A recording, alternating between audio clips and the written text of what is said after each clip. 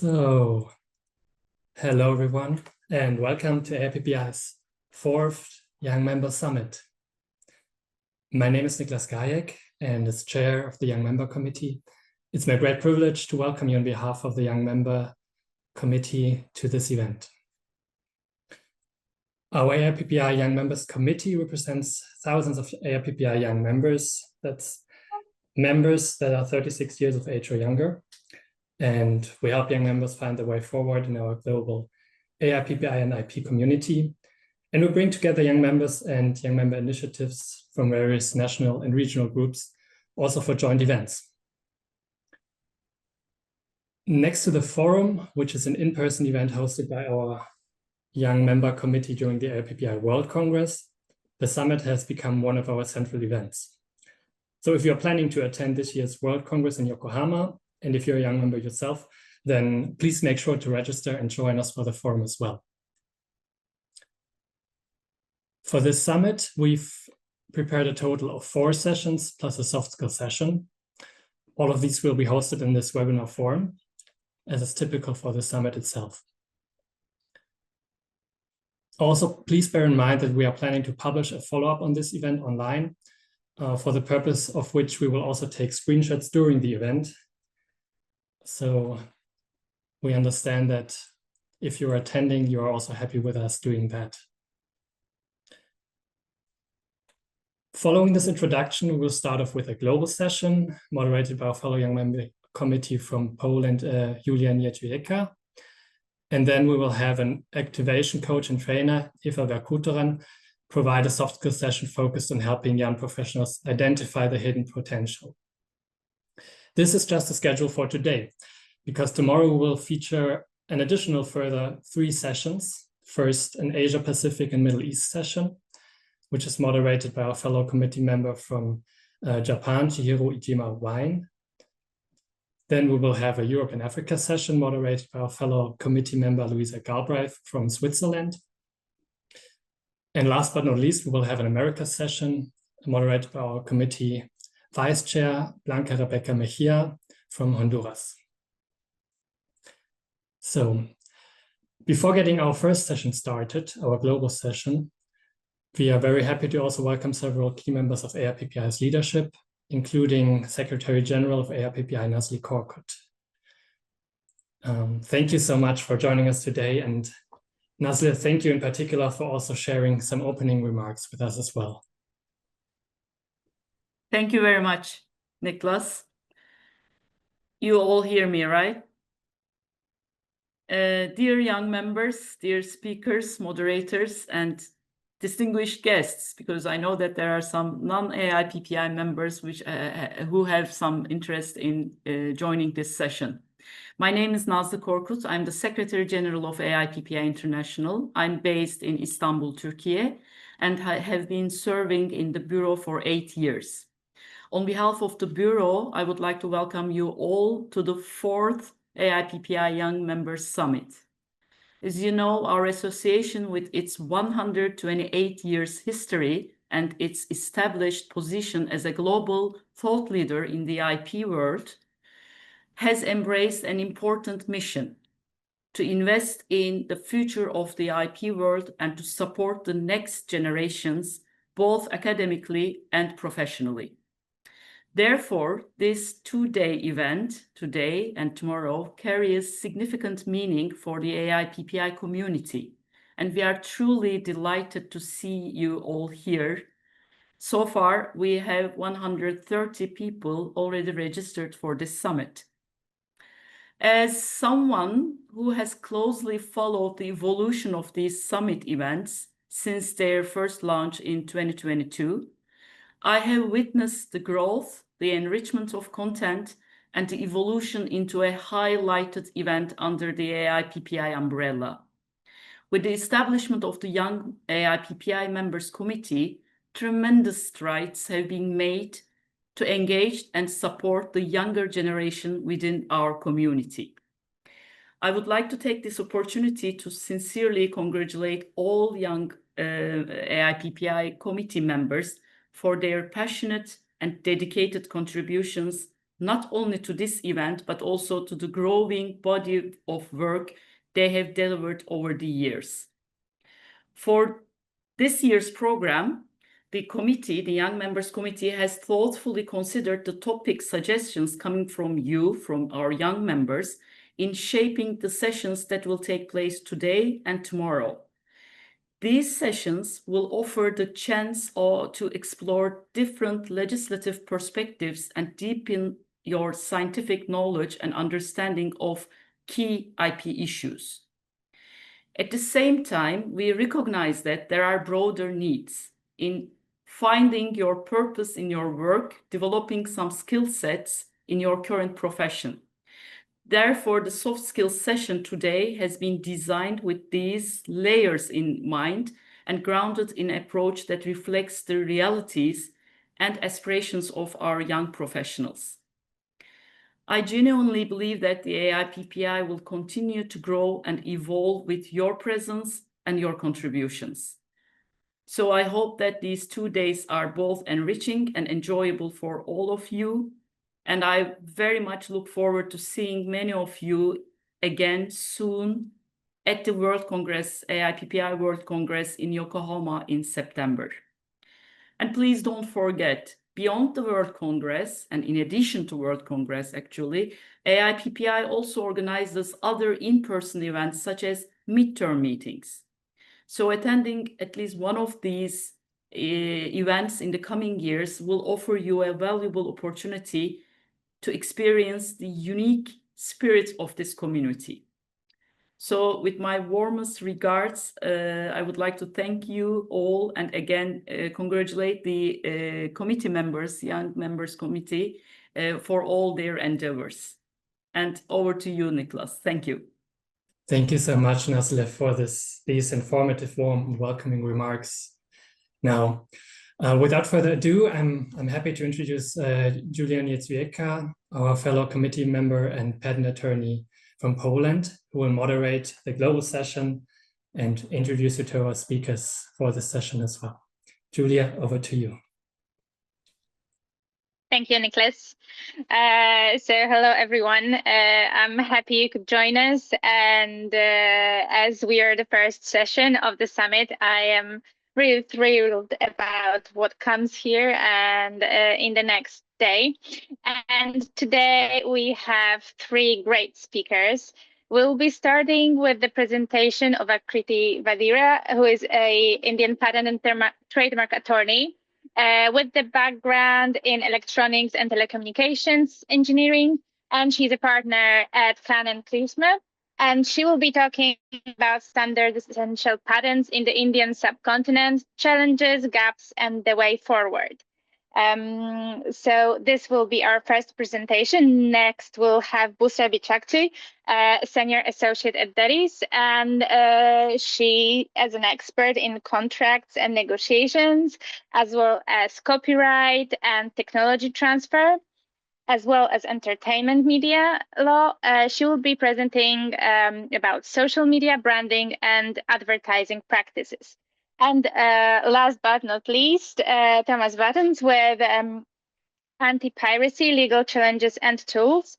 Thomas is a senior associate at Cohen Delarue in Antwerp, and he's a litigator with expertise in copyright, design, and trademark cases, both in offline and online environments. So as you can see, we have a great variety of topics today, all very interesting. And not to take more time, I passed the voice to Akriti with her presentation.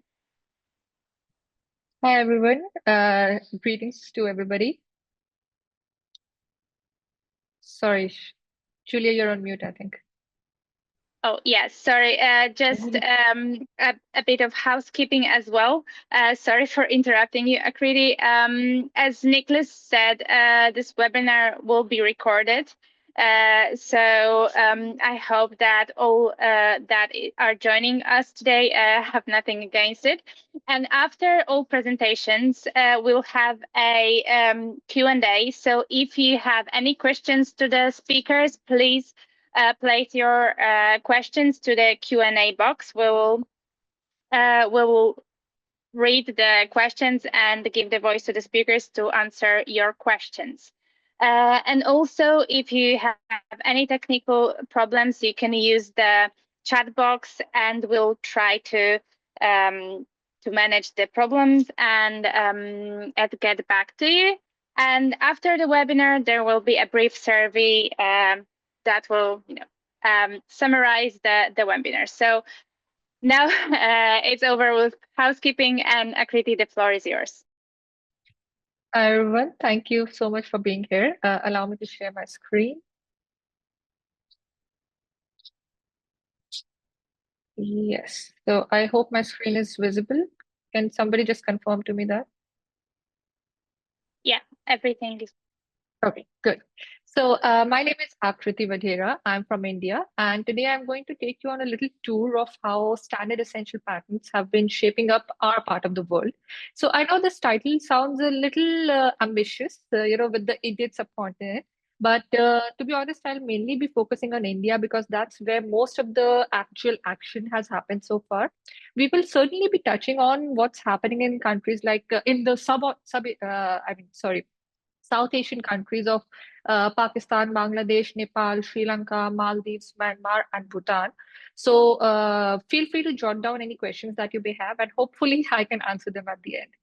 So let me start by saying that if you're not deeply involved in South Asia or patent law in the South Asia, places like Nepal, Bhutan, and Myanmar, especially, may not be immediately in your field of view.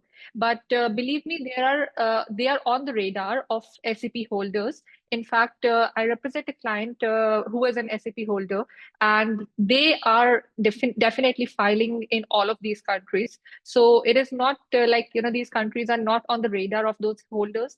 They certainly are.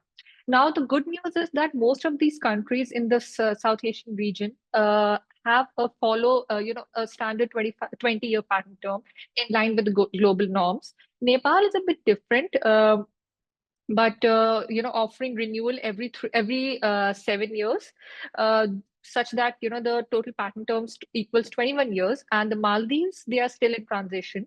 There's currently no fixed statutory term, but all the other countries have a standard patent law. So treaty membership varies, with India and Sri Lanka participants in both the PCT and the Paris Convention, while nations like Bangladesh, Pakistan, and Myanmar rely only on Paris Convention. That, of course, influences how filings and prosecutions are managed across borders. When it comes to examination, India requires a request for examination. We have deferred examination in India within 31 months from the date of priority. Sri Lanka and Myanmar allow for 36 months. Nepal and Pakistan use automatic examination, so no formal request is needed. And Bhutan takes a unique route. You must submit or fund a foreign search report to initiate examination. Then comes enforcement. Enforcement is its own big bucket.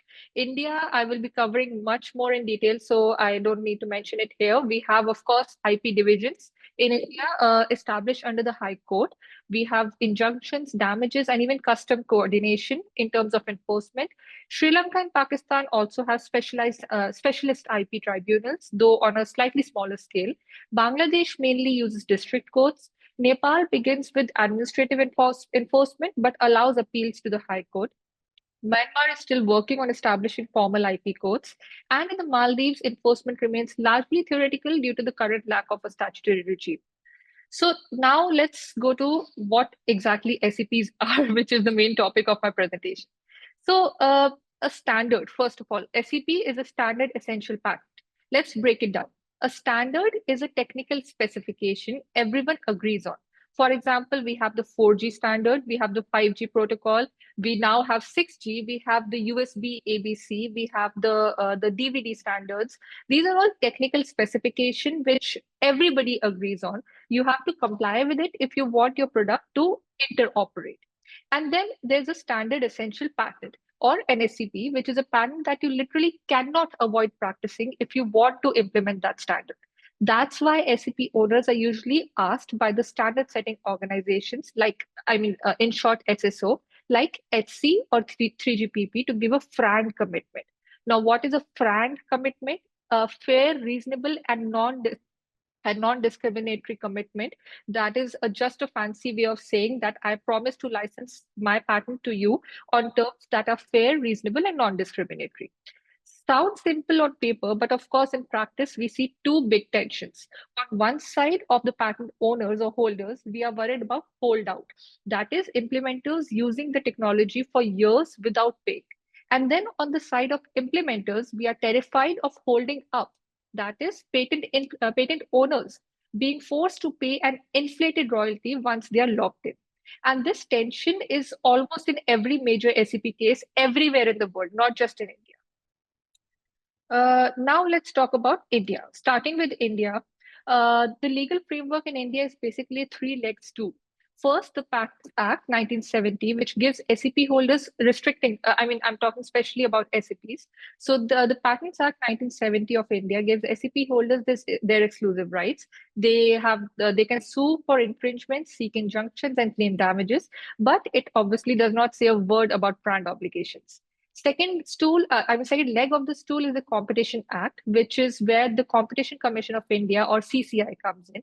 So the CCI the Competition Act empowers the CCI to examine abuse of dominant positions. For example, when a patent holder is refusing to license or demanding unfair royalties, that amounts to abuse of dominant position, and that is what CCI is empowered to investigate. And third, we have the Commercial Courts Act. Combine that with the Delhi High Court rules. That has helped a lot in speeding up the IP litigation, though speeding up is a relative term in our courts, and we'll see that in the next few slides. Talking about the evolution of SEP jurisprudence in India, it has been a long road. And this slide shows how India's approach to SEPs has actually evolved over time. Essentially, pun intended, you can divide the timeline of SEP jurisprudence in India into three big waves. Wave one was all about the early pioneers such as Philips and Ericsson, testing the waters, filing suits to enforce their SEPs against local manufacturers. These cases were all about proving infringement and getting the courts to acknowledge the essentiality of their patents in the first place. Then comes wave two, where things got a little more interesting procedurally. This was the era when the Competition Commission of India, CCI, jumped in. Suddenly, antitrust law and patent law collided head-on. Cases like CCI versus Ericsson and Interdigital versus Xiaomi raised questions about abuse of dominance, anti-suit injunctions, and the famous four-factor test for injunction that we will see coming up in Nokia v Oppo. Finally, over on the right, we have wave three, which is more recent and has been all about damages. Some of them seem quite significant, and in fact are quite significant. You can see Lava v Ericsson and the very recent Philips v Sukesh bail judgment, where the court awarded not only compensatory damages, but also aggravated damages for willful infringement.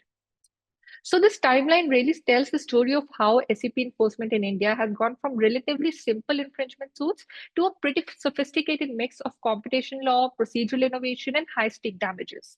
These cases are not the only ones that made the most noise. In fact, these are the only ones that in fact did make the most noise. There are more judgments inside the court and of course public settlements out of the court. But if I start including everything, this like a lot more than it already is. In the next slides, I will be covering mostly wave 2 and 3. In fact, the cases from the past 3 years, and those alone are quite a lot. So, but in this slide, I do want to explore a little bit more about the earlier waves. So it all started with Philips back in 2008, suing local DVD manufacturers in India, which really kicked off SEP litigation in India. The early Philips suits was all about DVD video technology, specifically a patent covering the channel modulation techniques used to record and play DVDs. The court determined essentiality in a very straightforward way. This was all in the Delhi High Court, by the way. And Delhi High Court has emerged as a very, very attractive enforcement place for, enforcement jurisdiction for holders as well as implementers. So Philips in these cases, they produced evidence showing that the patent had been incorporated into the DVD forum standard specification. In other words, no compliant DVD player could avoid practicing the standard, which basically is the standard essential patents. So in these cases, the necessarily infringed standard was used, and that was the key, which meant that the manufacturers could not escape liability by claiming ignorance or pointing to suppliers. Another interesting angle in these cases was that the defendants tried to argue that they had purchased licensed chips from authorized vendors, but they could not prove it with documentation. The burden of proof was on those vendors, and without clear records, the court sided with Philips. And in the end, all the way to 2018, 10 years later, the Delhi High Court awarded Philips roughly $6,000 in damages plus interest and granted a permanent injunction to stop further infringement. This case was landmark because it was one of the very first cases in Indian history dealing with SEPs. Just give me a second, I'm sorry. Yeah, so this case was a landmark because it was one of the first few cases in India dealing with SEPs, and it was also where essentiality was tested, and that's what established a benchmark. Next, we see Ericsson. Now, Ericsson has a reputation of being the big bad bully on the playground, not only in India, but I'm sure everywhere in the world. Ericsson became a major SEP enforcer in India since the 2010s, targeting players like Micromax, local players like Micromax, Gioni, Lava, and many others. The technology at issue were essential 2G, 3G, and edge codecs, like adaptive multi-rate technology, standardized by ETC and 3GPP, fundamental to the 2G and 3G standards. So in its suits, Ericsson heavily relied on claim charts to map patents directly to the standard, and then demonstrated that the defendant's devices inherently operated those standard features. Courts typically granted an ex parte injunction and required license fee deposits calculated on the entire handset sales price and not just chipsets. In response, this Ericsson saga lasted for a better half of a decade, and when Micromax was injuncted, it filed a parallel complaint with the Competition Commission of India in 2014, alleging abuse of dominance against Ericsson, of course, arguing that Ericsson's royalty demands were excessive and discriminatory. CCI, they accepted jurisdiction and opened up investigation, and even held in 2016, I believe, that earlier than 2016, in fact, that Ericsson's dominant position was in fact established, and there were prima facie antitrust violations.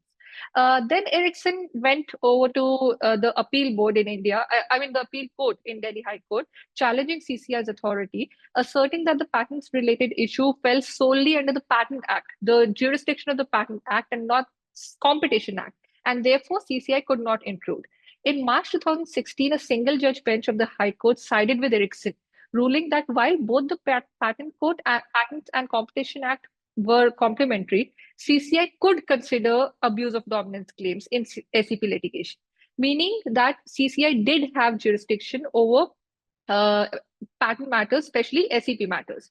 However, on July 13, 2023, now we are, from 2013, we are now in 2023, the division bench of the High Court, meaning two judges, overruled or reversed that stance of the single judge and concluded that SEP licensing fell solely under the exclusive authority of the Patents Act. And the court held that the Patent Act is a special statute which prevails over the Competition Act. So these developments laid foundational principles. SEP enforcement, SEP enforcement through mapped essentiality, aggressive interim relief, use of handset-based royalty calculation, and a clear intersection between patent law and competition law while establishing CCI's jurisdiction. Okay, so now let's move to InterDigital versus Xiaomi, the first anti-suit injunction in India. This was decided in July 2020 when InterDigital sued Xiaomi in the Delhi High Court, alleging infringement of its 5 3G, 4G patents in India and seeking either an injunction or a FRAND license. Now, unknown to InterDigital, Xiaomi had filed a parallel suit in Wuhan court in China in June 2020, seeking a global FRAND determination rate. Also in 2020, the Wuhan court granted an anti-suit injunction restraining InterDigital from pursuing the Indian suit. under penalty of 1 million RMB per day. Then in October 2020, the InterDigital approached Delhi High Court, which issued an ad interim anti-suit injunction preventing Xiaomi from enforcing the Wuhan anti-suit injunction in India. So essentially, there was an anti-suit injunction in Wuhan issued for India, and then InterDigital in India got an anti-suit injunction against that Wuhan judgment. The Delhi High Court in India was basically held that the anti-suit injunction from the Wuhan court was vexatious and aggressive, effectively barring InterDigital from pursuing its rights in India. I'm reading this, by the way, just a quote, what the judge held, in fact. So India being the only competent forum for its Indian SEPs, Indian courts can issue anti-enforcement injunctions in rare cases to prevent justice and sovereignty without an additional layer of caution beyond typical anti-suit standard. So finally, the court ordered Xiaomi to indemnify InterDigital for any Wuhan fees imposed during the enforcement efforts.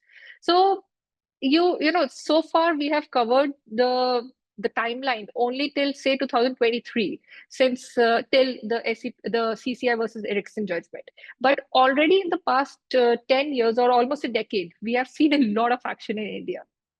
And the action just starting. It is just starting. So now we can, I guess, dive into the past 3 years, what has happened in the past 3 years. And that starts with Nokia versus Oppo. Now, there are two cases for Nokia versus Oppo, one in front of the single judge bench of the High Court, and then an appeal in front of the division bench of the Delhi High Court. So clearly, first of all, we can see that Delhi High Court is an attractive bench for SEP enforcement. So let's start with the single judge bench decision in 2022. In July 2021, Nokia sued Oppo in the Delhi High Court for infringing 3 SEPs covering technologies from 2G all the way to 5G. These patents, of course, related to critical telecom functions, and Nokia said that any compliant device would inevitably use them. Alongside its infringement claims, Nokia also requested an interim injunction require Oppo to deposit royalties into the court to avoid protracted delay and protect its revenue stream. The single judge bench in 2022 established what we call a 4-factor test. It held that for an interim relief in an SEP case, whether an injunction or a deposit order, the patent owner must establish four things. Number one, a prima facie essentiality, proving that the patent reads onto the standard. Number two, a prima facie infringement, showing that the defendant's products complies with the standard. Number three, evidence of FRAND compliance, that the royalty demand is fair, reasonable, and non-discriminatory. And number four, unwillingness by the implementer, that the defendant was dragging its feet or negotiating in bad terms. And in front of its single judge bench, since Nokia had not yet demonstrated all 4 elements convincingly, especially unwillingness and infringement, the single judge bench refused the interim relief and refused the interim relief. So this single judge decision is important because it established the 4-factor test in SEP infringement injunctions. Then cut to 2023, where Nokia filed an appeal in front of the division bench, meaning 2 judges, who now were basically handling pro temp security deposit mechanism. So essentially, the division bench allowed the appeal in part. It directed Oppo to deposit last paid royalty for each device sold. And the ruling held that even if findings on essentiality and FRAND had not yet been established, the court could still require the implementer to deposit a provisional amount, basically an escrow, to balance equities and prevent undue damage to Oppo. This was the first clear endorsement in India that a pro temp security order can be granted without having to satisfy all 4 factors conclusively. The court in this case settled on a practical formula. Oppo had to deposit an amount, and this reflects India's share of Oppo's global device sales until trial concluded. So this case was important, and now I don't know if you read the news. Very recently, in 2024 itself, Oppo and Nokia have settled for a cross-licensing settlement, and this demonstrates that interim measures can be powerful. It can be a powerful leverage to reach FRAND deals without needing full injunctions. Okay, so next case is Intex versus Ericsson. Ericsson is a common plaintiff as well as defendant in India. So Ericsson, in this case, Ericsson sued Intex back in 2014 over over its 8 SEPs, and they demanded that Intex had to either stop selling the device or pay royalties, 50% cash and 50% via bank securities, pending FRAND licensing negotiations. And both sides appealed. Ericsson argued that so both sides appealed against the decision of the single judge at the division bench, and both sides appealed. Intex arguing that, Ericsson arguing that Intex should pay 100% royalties in cash, no partial guarantees. Intex contended that without definitive proof of validity or essentiality, the court lacked authority to demand upfront payment. They also questioned Ericsson's insistence on portfolio licensing rather than licensing just the 8 asserted patents.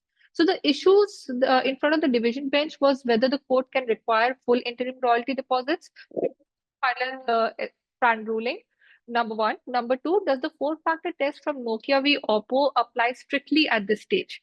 Number three, can a patent owner demand portfolio licensing under FRAND?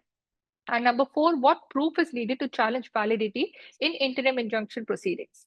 So the court held that yes, full interim royalties can be ordered even before final findings if a SEP owner shows a prima facie case of infringement and essentiality, citing unwired planets principles. Okay, 10. All right. So I guess I'm running out of time. I will speeden up things a bit because I do have a lot of slides to cover yet. Okay, this was a milestone because now the court had held that portfolio licensing is permissible and validity challenges require credible evidence due to the presumption of patent validity.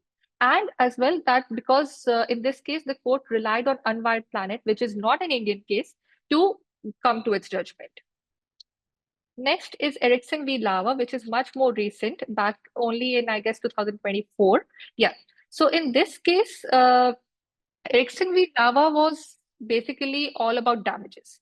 Ericsson sued Lava for infringing its 8 SEPs, and the issue was against again validity and essentiality, whether there was the appropriate FRAND royalty rate. In this case, also the court conducted a proper essentiality analysis about validity, and it granted $29 million in damages plus 5% post-judgment interest to Ericsson against Lava for infringing Ericsson's patent. One SEP was revoked and all others were held valid and infringed. And in this case, the court endorsed a comparable license method instead of any other method and dismissed exhaustion defense. So Lava had also used an exhaustion defense, but that was dismissed. Coming on next, the very recent case of Philips v. Sukesh Bail. Philips was awarded $1.3 million in past royalties plus 10% annual interest from 2015.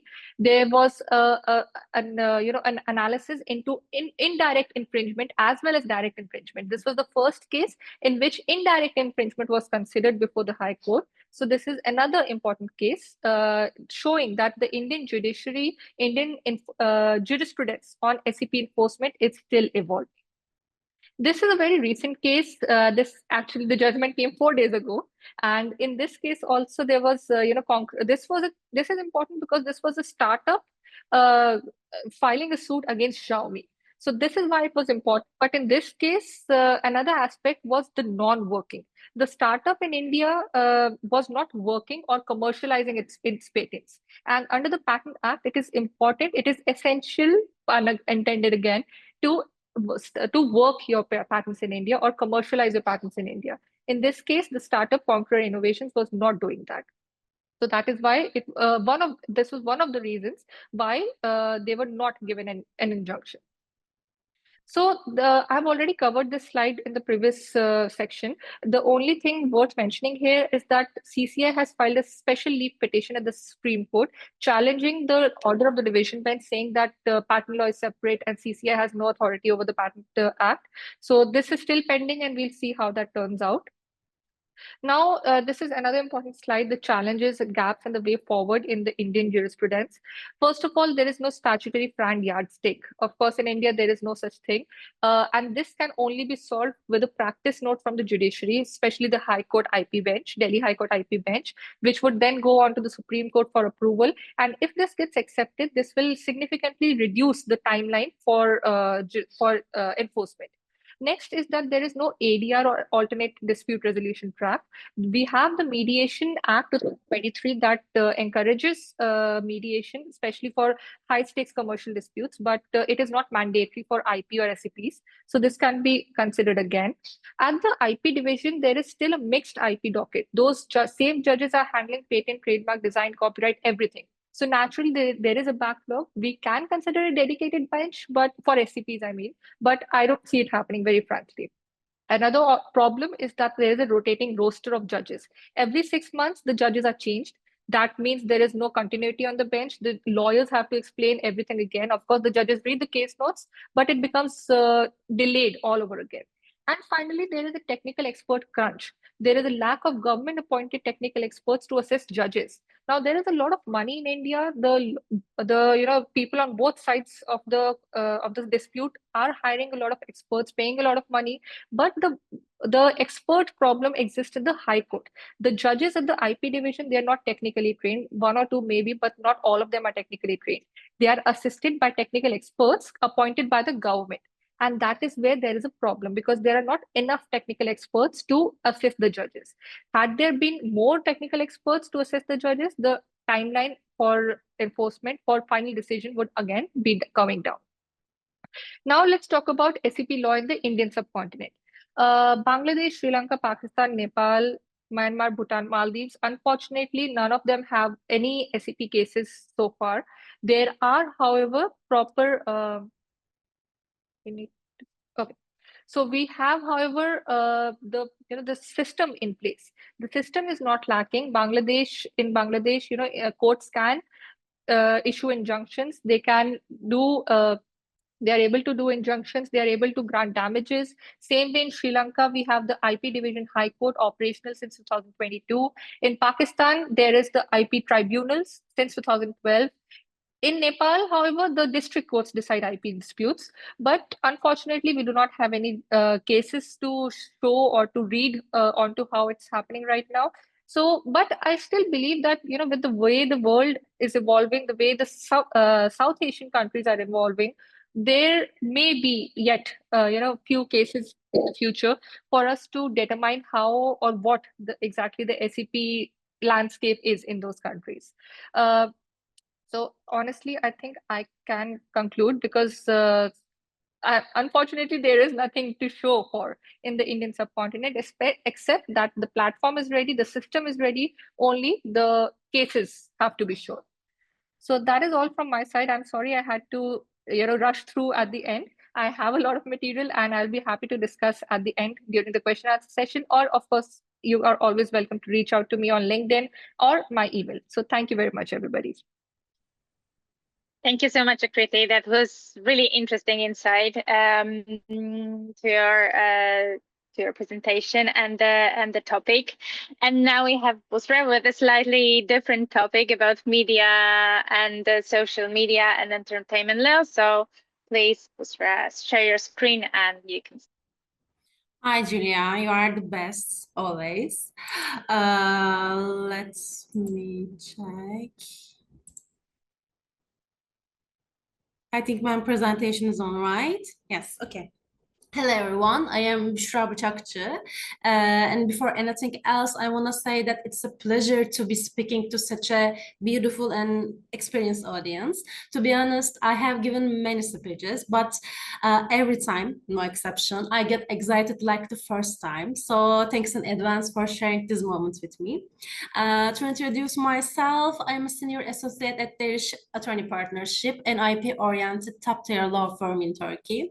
I have been practicing practicing IP, tech, and advertising media law for about 10 years, and I have supported many companies operating in different fields all over the world. Today, during the second stint of the global session, I will be sharing some thoughts on social media, advertising, and IP under this heading. Yes, this. So let's start with the obvious, the place of social media in our lives. According to some studies, a significant portion of the population opens at least one social media application as soon as they wake up. And although I hate to admit it, I'm included in this group most mornings. So I think it will be fair to say that social media is not just one thing today, it is many things.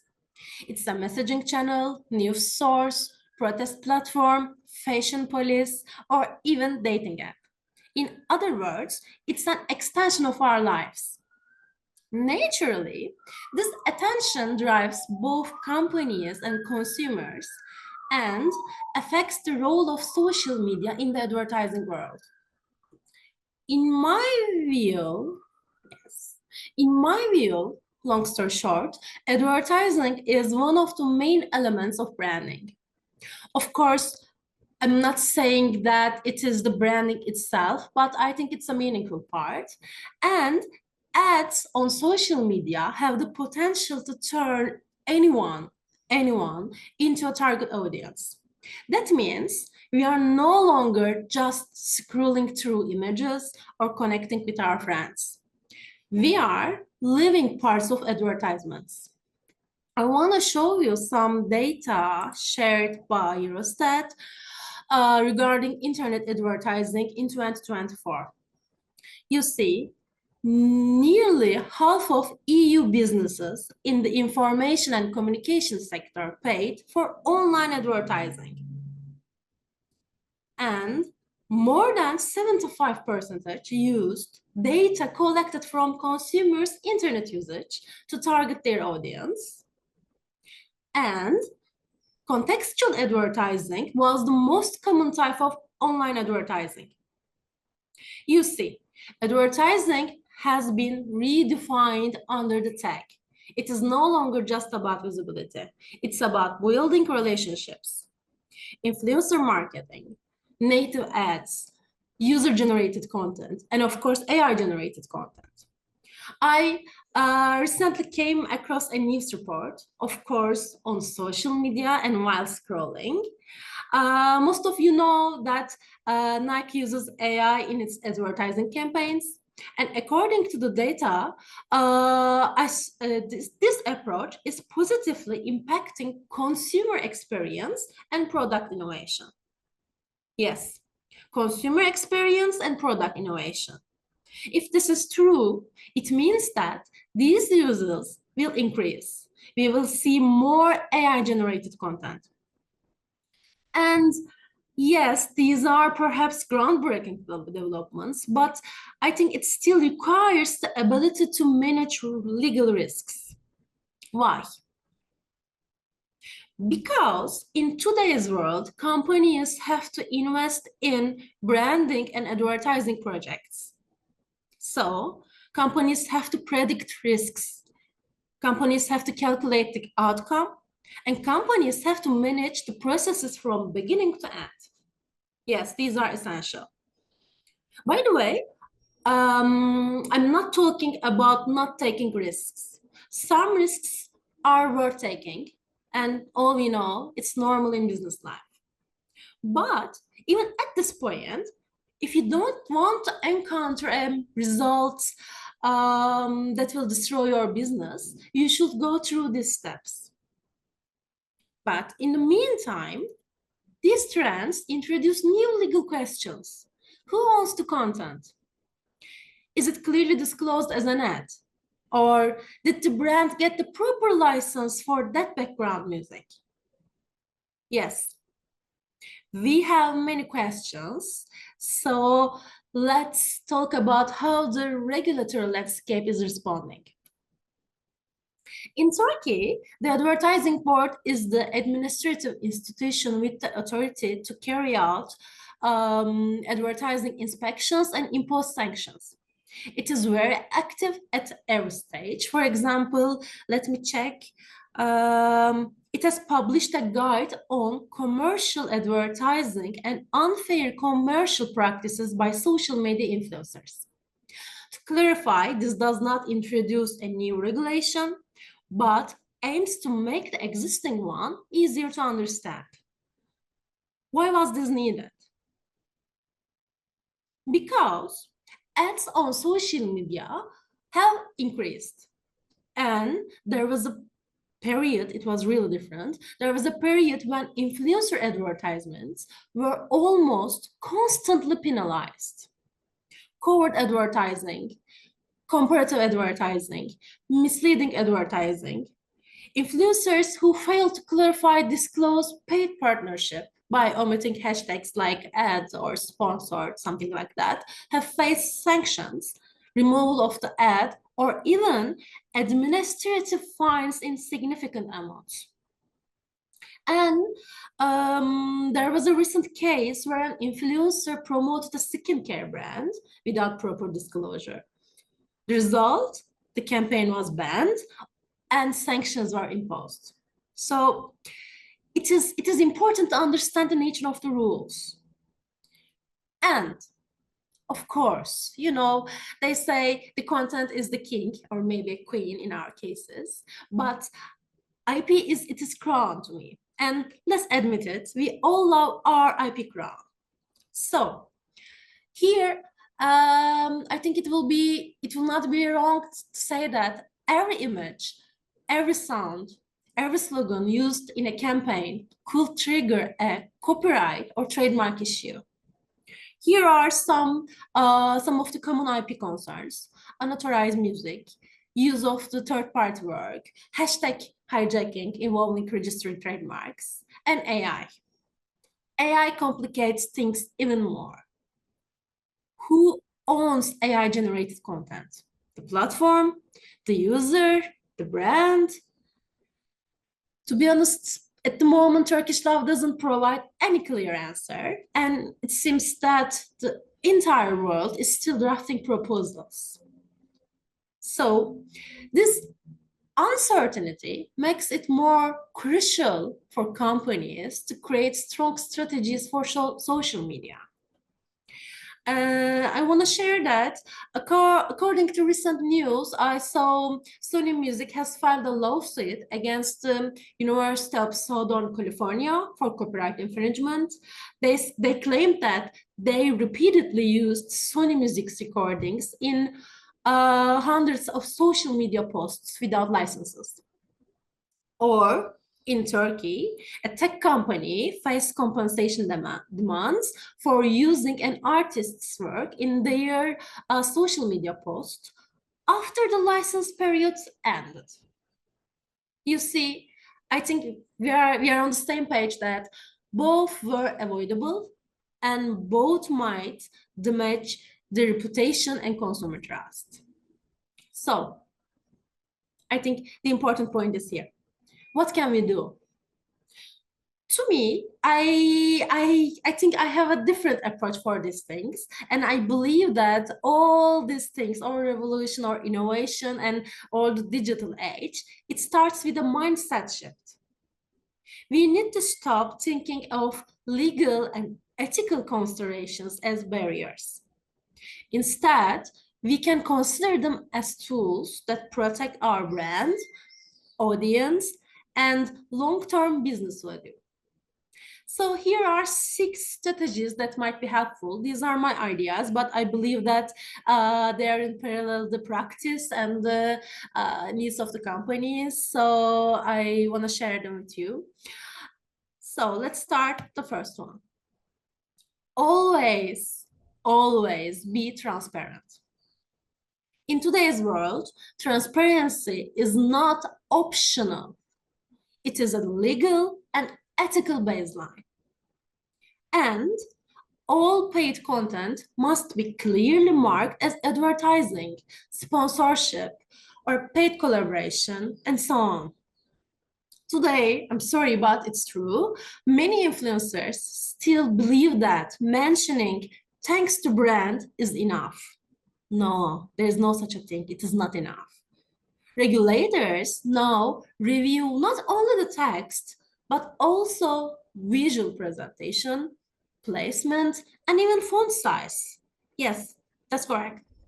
So it means that a hidden ad can trigger fines and even invalidate the whole campaign. So it is very important for companies. Second one, license everything you use. I want to say that I think it is clear for us, but sometimes even I'm in this, even I'm familiar with these regulations, but sometimes I forget. Just because something is on the internet, it does mean it is free to use. There is a golden rule. If it is not yours, assume it is protected. So trade it accordingly. It includes lots of things, from music tracks in TikToks and Instagram stories. Every element needs to be cleared and licensed, especially when it comes to advertising campaigns. And let's be honest, even memes or screen recordings can be problematic if they include protected material. And here I think it will be important that talking about image rights, using someone's face without consent, even in the background, can open the door to claims. So let's license everything we use. Customize each platform. I think this is not about regulation or legal sanctions, but it's about having a good strategy, because each platform has its own language, its own audience, and in some cases, its own legal risk profile. That means a content on TikTok look unprofessional on LinkedIn. Yes. Or a trending video might be affected for Instagram, but not be charming for YouTube audience. I know from my news, they say that no, it's not viral now, but I liked it. But the platforms are different, so the approaches are different. We need to develop platform-specific checklists and make sure our creative and legal teams are aligned at every stage, from concept to launch. And it brings the third one. Build cross-functional teams. It's important. It's really important. Today, compliance needs to be considered at every stage of campaign development. That means marketing, legal, product, compliance teams, and even more are working together from day one. Let me tell you, this approach reduces risks, increases efficiency, and builds a culture where doing it right does not mean slowing it down. Opposite, it can make it better. So I can say that if your creative units or influencer networks see your legal team as a partner, not an obstacle, you have already won half the battle. Of course. 5, educate the influencers you are working with. As we are mentioning, many influencers are brilliant content creators, but they are not legal experts, and it's okay. So it means that as brands, we have a duty to educate, equip, and guide the people who represent us online. Because, as mentioned, they represent us. So let's create clear contracts, provide brand-specific guidelines, and offer short training sessions on IP basics. It will help. Trust me, it will help. And the last one, have a crisis and response plan.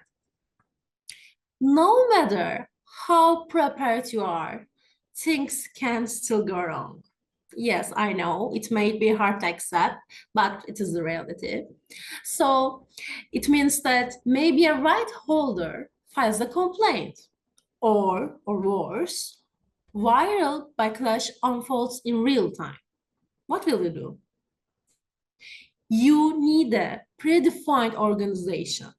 That means knowing who responds, how fast you escalate, and what statements or actions are taken to mitigate the damage.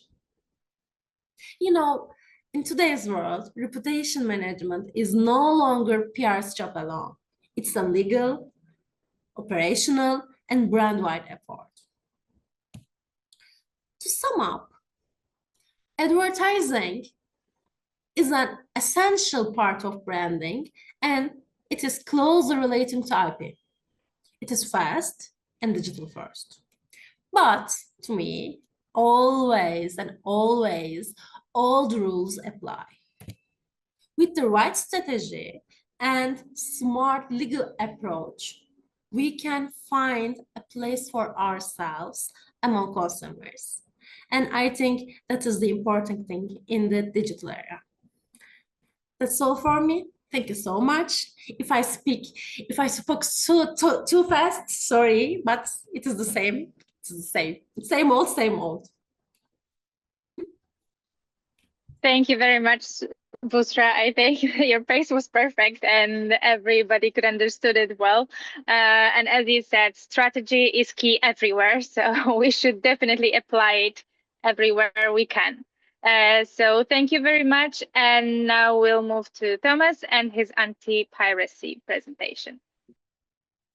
Thank you. I will just share my screen.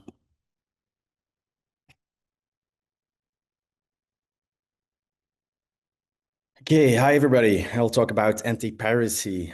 To start off with a small anecdote, I went to the cinema last weekend to watch the latest Jurassic World, and I was quite amazed by the whole experience. The movie was in Laser Ultra, which means it was even better sound, better visuals, and it was even possible to buy a special popcorn bucket where the popcorn was in the bucket and you had to go to the mount of the dinosaur to get the popcorn. And for me, that was an amazing cinema experience. And the only thing I could think was piracy will never beat this. So that's an experience piracy legal sources will never be able to offer. But enough about the real cinema experience, more about piracy. What are the aspects I will discuss? Mostly website blocking. As I will discuss, the enforcement is mostly national. So for this presentation, I went to look to WIPO documents to have a global perspective. You don't have a lot of, it's not very useful to only talk about the Belgium situation. So I went to look what are the situations in different countries, what can we learn from each other, how far can we go? So that's kind of what we're gonna talk about for the next 20 minutes. First of all, what is piracy? It is the unauthorized copying, sharing, or use of digital content protected by copyright. Quite straightforward. It's usually in relation to films, TV series, music, but also sport events, definitely live events, live sport events. And piracy comes in different forms. You can download films through illegal sources, but you can also stream. You can also use IPTV. You often need a certain device to access it, and it's a whole kind of platform to access a lot of illegal content. There's also peer-to-peer file sharing, where it's not the site itself that hosts the illegal content, but there's users uploading it. So there's all different kind of forms in that aspect. Firstly, it's important to mention, of course, that piracy comes with risks for the users. There's a lot of viruses and malware that comes with accessing illegal sources. According to a study, there's even a chance of 57% if you're not protected to get a virus or malware on your computer by accessing illegal content. So please don't do it. I know as IP professionals, we're probably not inclined to do it anyway, but beware. Some numbers worldwide to illustrate the impact of piracy. There's been a study in the US that only for 1 year there has been lost revenues of $29.2 billion. And piracy also costs more than 230,000 jobs a year. Latin America, we see the same. For example, not only lost revenues for right holders, but also a loss of tax revenues. And in Latin America, in 8 countries together, we saw an annual loss of more than $1.32 billion.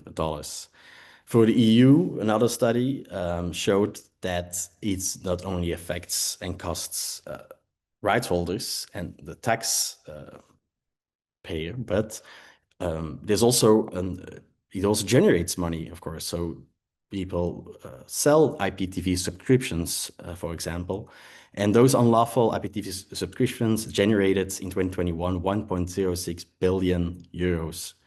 And then a final study, which is quite interesting, that was a survey with young people between 15 and 24. About 20,000 people participated, and 33% of the respondents said that they used illegal sources to access content in the last 12 months, of which 21% did it intentionally and 12% unintentionally. So just to show the scale, it's still enormous. As we see on the cartoon, I think that's one of the reasons. Of course, cost is one of the main reasons, but this is also a reason there's still quite some piracy. There used to be TV and mostly like Netflix, but nowadays there's so many different kind of platforms. There's even a study that says a lot of people that own a subscription to a certain platform like Netflix think they have the right, or I think they are entitled to access all content also on other platforms because they already pay something, but nobody wants to pay everything. So that makes piracy nowadays even more popular because it's so fragmented. What's the most important tool in the enforcement? That's website blocking. What is website blocking? Well, it's a measure where you order an ISP, an internet service provider, to block the access to piracy websites. So it's not the actual removal of the websites, only blocking the access. Because it's an order for the ISPs, it's an enforcement on a country-by-country basis. So it's on a national level. That's why it's so fragmented. Now, more than 50 countries worldwide have adopted site blocking, which is quite a lot, but still insufficient. It means there's still a lot of countries not doing it. What is the legal basis of website blocking? Well, it depends, of course, for every country. Some countries have a specific statutory or legislative provision that makes it possible to do website blocking, but others don't, but base it on general copyright laws, which apparently also works.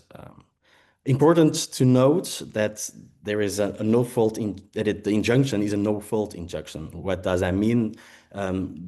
We can impose the ISP's measures to block websites, but you don't have to prove that the ISP is at fault. The ISP doesn't have to be liable. It's just enough to show that there is a copyright infringement. And because the people behind the copyright infringements are usually hard to track down, it's possible to impose measures on the ISPs to block websites without them being at fault. Those blocking orders can go via courts in most cases, but in some countries, it's also possible through an administrative procedure. And usually, it's only possible if the primary purpose or effect is facilitating or promoting copyright infringement, which is in terms of proportionality quite logical. But on the other hand, if there's a book and there's only one page that is infringing, in a lot of cases, the whole book would maybe won't be able to be possible to sell it anymore because you have an infringing page. So it's not the same in an online context. Well, it depends on what the other content is, but in most countries, the primary effect must be to promote or facilitate copyright infringement. Some blocking principles, only for the EU, because it's harmonized. Well, interpretation of those measures is harmonized. A few guiding principles, but as far as I know, these principles will probably apply to the rest of the countries around the world. They're quite logical. Like the Court of Justice said, that there doesn't have to be a business relationship between the ISP and a privacy website. That relates to the no-fault aspect. You also don't have to prove that the actual customers of the ISP access the piracy website. Just the possibility that they can access it is enough to get a blocking injunction. Blocking orders do not have to reduce overall piracy. So it's no apps. You don't have to prove that by blocking the website, all piracy will be stopped, that there's no circumvention possible, because as we will see, probably will always be possible to circumvent, but just to reduce it is enough. Websites do not have to host infringing content to be engaged in unauthorized acts. So like I said, with this peer-to-peer file sharing, it can be the users uploading illegal content, but it's enough that you facilitate in copyright infringements, and you don't have to actually host the content itself as a website. And websites do not have to be wholly devoted to copyright infringement. Like I said just before, they will have to be mainly targeted at mainly consisting in copyright infringements, but not every single aspect of a website has to be a copyright infringement, which of course makes sense. Some types of blocking. On the technical side, there's 3 types of blocking: DNS blocking, IP address blocking, and URL blocking. The most common one is DNS blocking, which is actually the blocking of the domain name or subdomains. So that's actually the human readable name, like anything, just bbc.cu.uk, that's the domain name. And it's possible to block such a domain name. What's some problems that comes with blocking it? It's quite easy to switch for the operators to switch to a new domain name. So it's reducing piracy, but of course not stopping it fully. Also for users, they can use a different DNS resolver. So usually ISPs are linked with a certain DNS resolver. So if you ask ISPs to do something, it will be through their DNS resolver, but it is also technically possible for users to choose a different DNS resolver. So they use a different tool to access the domain name, which means that it's not blocked anymore. Also, VPNs is a common technical tool for users to use, where it appears that you're accessing it from another country, and thus that the blocking measures don't apply. Another possibility is to block the IP address, which is more effective, because an IP address, is if you block an IP address, you also block the domain names related to the IP address. So it's more effective.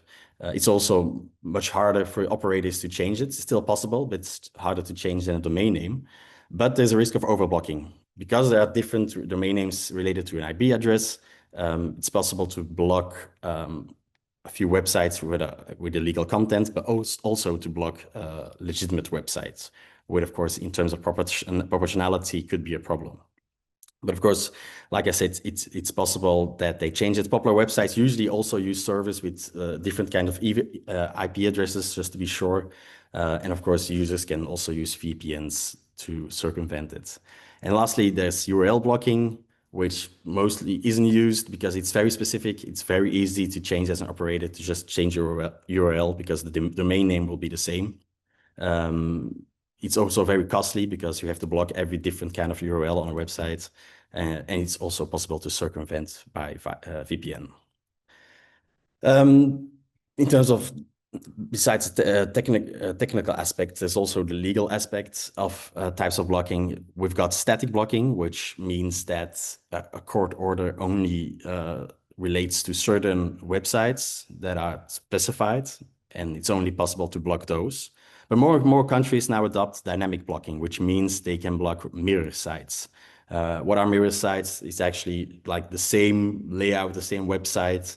It's often exactly a copy, but just a slightly different domain name, just one letter difference, a different IP address, but like the website itself would be the same. And usually through a government agency or an administrative service, it would be possible to add those mirror sites to lists. And you don't have to go to court to block access to those new websites. It's possible via the original targeted website, the order for that website. So it's a more effective way to just be faster and don't let them immediately change and just go after those changed websites. So it's a more effective way. Some countries, it's quite similar to dynamic blocking, but goes a little bit further. Some countries like the UK and Spain do pirate brand site blocking, which means that as soon as it's the same or substantially similar name as a mainly targeted website, and a substantially similar layout, it's enough to be included in the order to block. So even when the website operator is different, it doesn't matter if it's a similar name, if it's a similar layout, it's enough to block. So it goes a little bit further than those mirror sites. It is mainly the measures go against ISPs, but to be more effective, it's also possible to impose measures on other actors. Because ISPs, they have no control on VPNs or, like I said, these alternative DNS resolvers, so they don't have control over every domain name system. But some courts have found a solution, and they now impose measures for other DNS resolvers. So DNS resolvers who are independent of ISPs to be more effective. Like a good example is Argentina. There's this whole case about the Magis TV app, which made it possible to access a lot of illegal content. In Argentina, they blocked 69 domain names associated with Magis TV.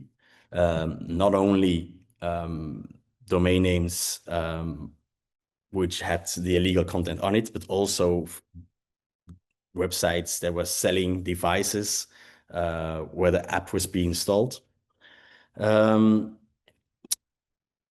Sorry.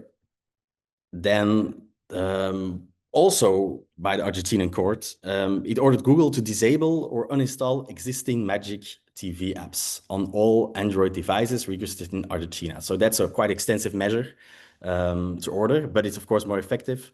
And it's not just about the ISPs, it's about another intermediary to be the most effective and to really try to get rid of the piracy, the Magis TV apps. So like, this is a good example of the possibilities that some countries offer to block websites or apps.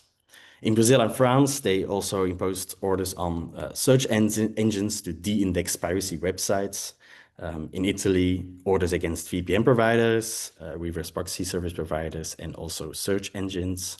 For example, Cloudflare is a network that makes it possible to change domain names quite easily. So by imposing measures on them, you're more effective in blocking domain names. Portugal also imposed measures on the Google Portugal for its alternative DNS service to try to affect as many domain names as possible in as many ways as possible. So there's as little as circumvention as possible. That would be ideally, of course. Some other tools besides website blocking, well, we've got some technological tools, which is kind of in the context of website blocking. There's a lot of tools which make it possible to detect piracy websites more easy. Also including AI. It's easier to look on the internet and find piracy websites. Another tool against piracy is criminal enforcement against piracy website operators. Also in Belgium, there are cases against people who sell IPTV subscriptions, and that's a criminal offense. Of course, there's also a civil claim by the right holders in such cases, but they try to scare off operators in not engaging in such activities. Also, another useful tool are the use of government agencies. Recently in Belgium, there has been a new service founded especially for anti-piracy within the government agencies, which facilitates the contact between rights holders and ISPs.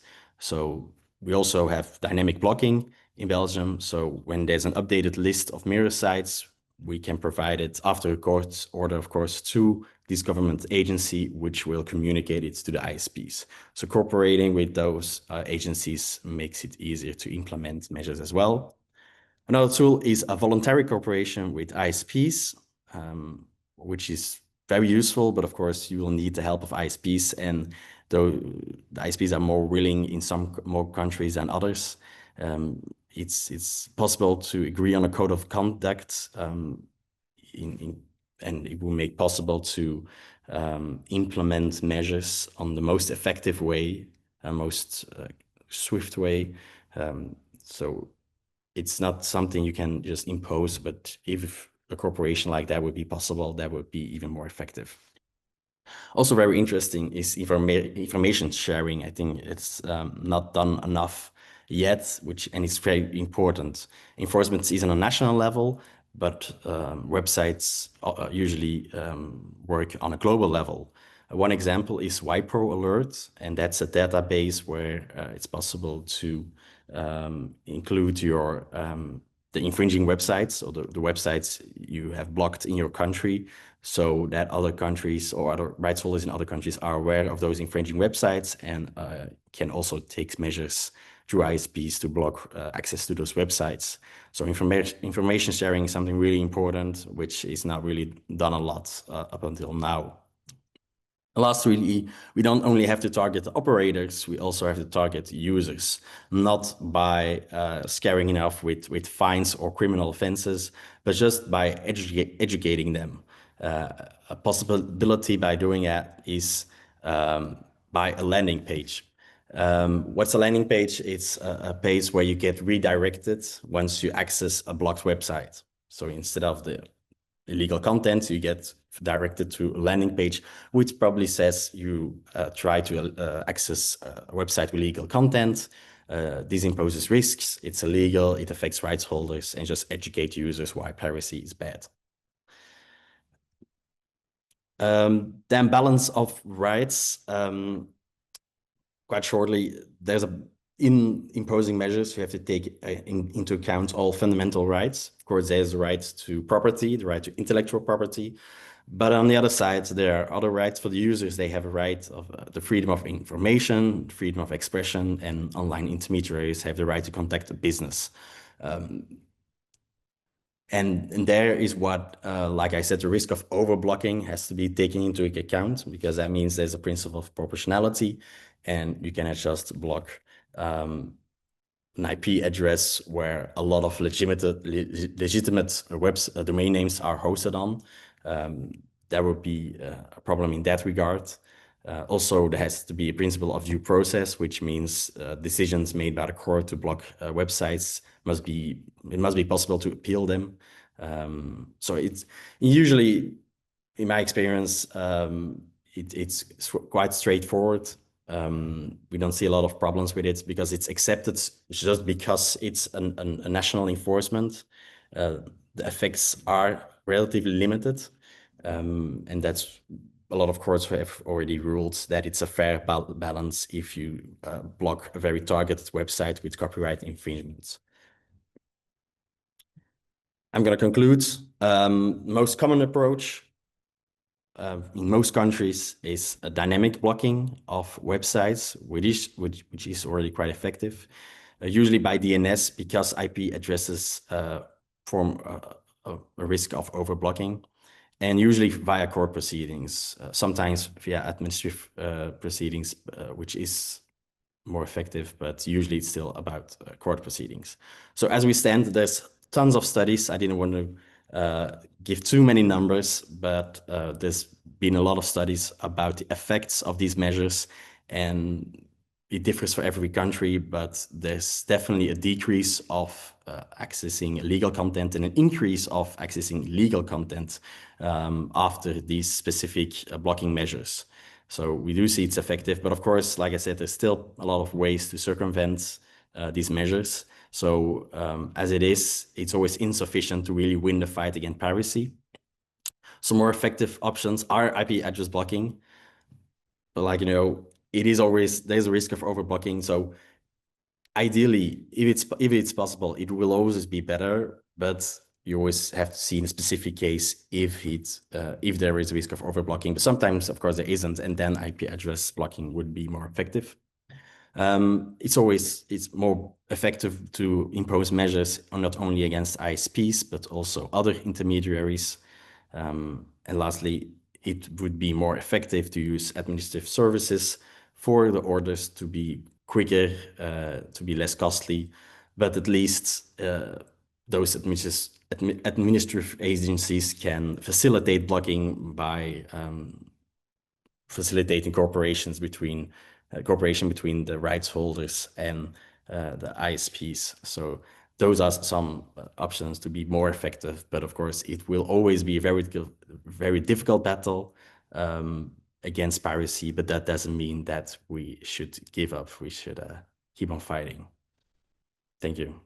Some recommended sources, by the way, which I've used, it's quite in a global context. So if you have questions on your country, a lot of countries aren't included.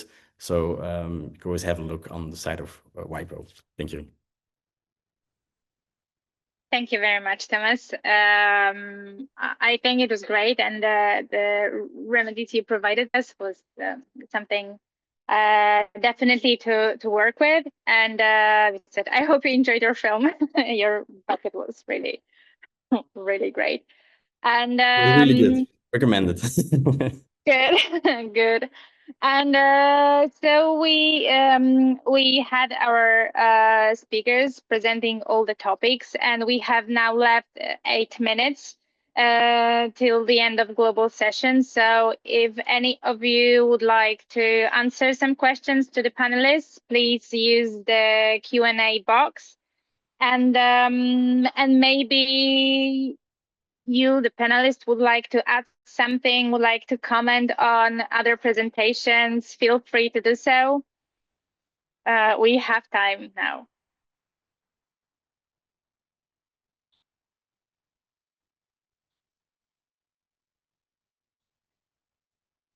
I don't think that the audience has any questions to you, so it means your presentations were magnificent, and you know they were awesome, covered everything possible.